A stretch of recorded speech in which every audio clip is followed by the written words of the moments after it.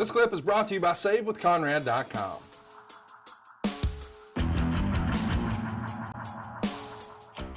A couple more, but this one, I can't wait to ask. I feel like you're going to have a fun answer. Charlie wants to know, why did you stay in the WWE so long if you hated working there?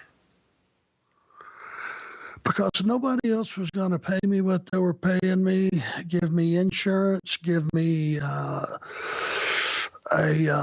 retirement plan, pay for my rooms, pay for my cars, give me a per diem. When there weren't any other companies out there offering that, or there weren't any companies out there, period. You know, you come through a time after WCW disappeared, everything kind of drew up. It's like there were no companies, and that was a good, solid job with a good income. I have a family to take care of, and that preempted anything that went through my mind as far as my personal opinions about things, where I thought mistakes were being made, all that.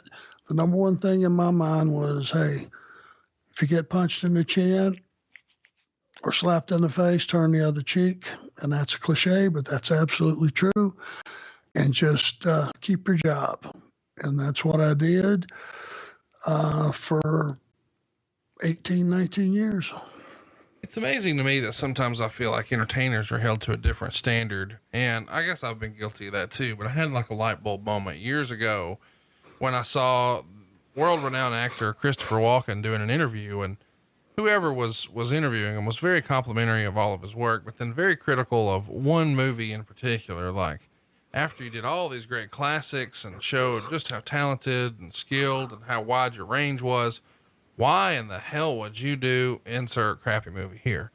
And Walken just very matter-of-factly said, oh, my wife wanted a new house.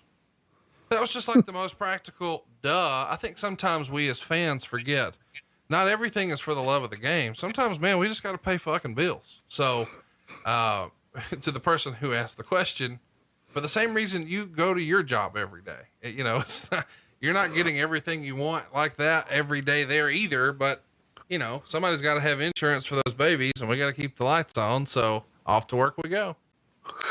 Well, yeah. And hey, listen, I'm not saying poor, pitiful me, but let's put it to you this way.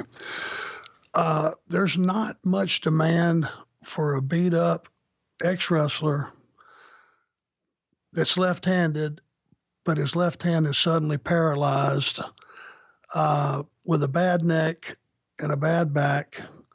There's not a whole lot of demand for that out in the working world that's going to pay you what you've been making in this industry. And hey, trust me, I wasn't a guy that made top money, but I'm not complaining. I made good money, and I was smart enough to keep my mouth shut at least most of the time, so that my family was taken care of. And that was the most important thing, and is the most important thing today. If you don't look after the family, you're a real dipshit. Well, it's worth mentioning too, that, I tend to disagree that you don't have marketable skills. Everybody's selling something. You're just a natural salesman. You just are used to selling backdrops and flying arm drags, but you could sell the shit out of anything else you wanted to sell too. Well, thank you for that.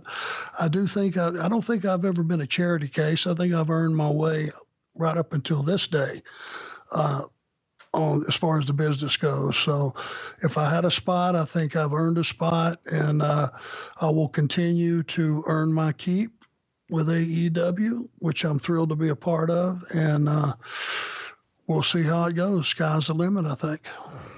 Hey, it's Conrad Thompson. Thanks for checking out the podcast here on YouTube.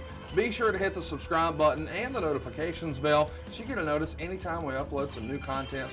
And go save yourself some money right now. If you're in a 30-year loan or you have credit card debt, it's not a matter of if I can save you money. It's a matter of how much. Find out right now for free at SaveWithConrad.com.